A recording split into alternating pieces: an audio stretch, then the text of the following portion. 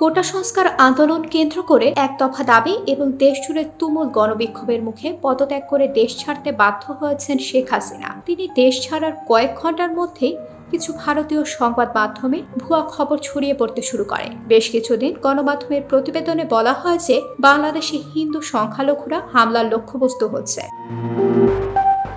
৫ আগস্টের পর বাংলাদেশে হিন্দুদের উপর হামলার অনেক ভুয়া খবর ভারতীয় গণমাধ্যমে ছড়িয়ে পড়েছে। টাইমস অফ ইন্ডিয়ার এক প্রতিবেদনে বলা হয়েছে, বাংলাদেশ থেকে ১ কোটিরও বেশি শরণার্থী শিগগির পশ্চিমবঙ্গে প্রবেশ করতে পারে। প্রধানমন্ত্রী নরেন্দ্র মোদীর সরকারের শীর্ষ নেতা শুভেন্দু অধিকারীর উদ্ধৃতি দিয়ে ওই প্রতিবেদন প্রকাশ করা হয়।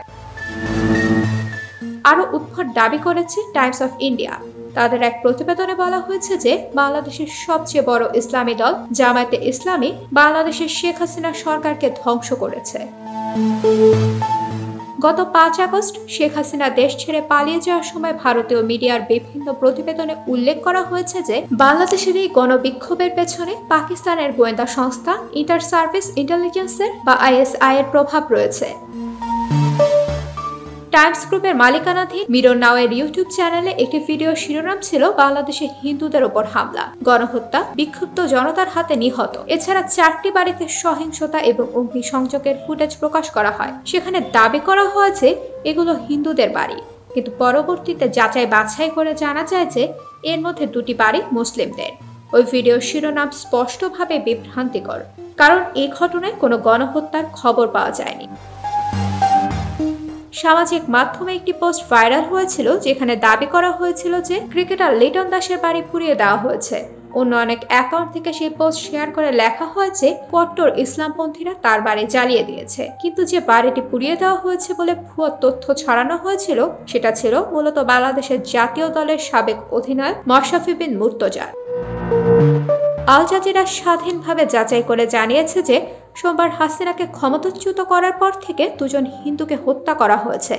এর মধ্যে একজন পুলিশ কর্মকর্তা এবং আওয়ামী লীগের এক কর্মী। ভাইরাল হওয়া একটি পোস্টে দাবি করা হয়েছিল যে বাংলাদেশের ইসলামী জনতা একটি মন্দিরে হামলা চালিয়েছে।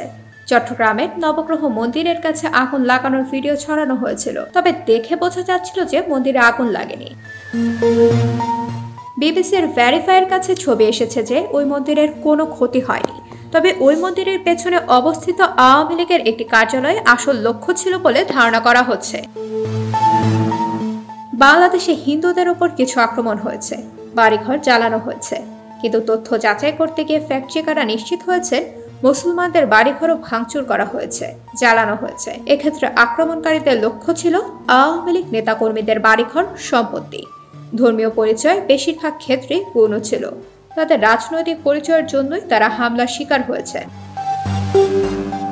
ভারত থেকে সামাজিক মাধ্যমে বিষয়টিকে রাজনৈতিক না রেখে সাম্প্রদায়িক রং দেওয়া হয়েছে বলে মনে করছেন একাধিক ফ্যাক্ট চেকার। বিবিসির তথ্য যাচাই বিভাগ বিবিসি ভেরিফাই ও একই সিদ্ধান্তে উপনীত হয়েছে। বাংলাদেশের হিন্দুদের উপর ব্যাপক অত্যাচার হচ্ছে বলে যেসব ভুয়া পোস্ট সামাজিক মাধ্যমে ছড়িয়ে পড়েছে এর বেশিরভাগই ভারতীয় বিভিন্ন অ্যাকাউন্ট থেকে পোস্ট করা হয়েছিল বলে ফ্যাক্ট চেকাররা নিশ্চিত করেছেন। একই সঙ্গে বাংলাদেশের অভ্যন্তর থেকেও এ ধরনের গুজব ছড়ানো হয়েছে বলে নিশ্চিত হওয়া গেছে।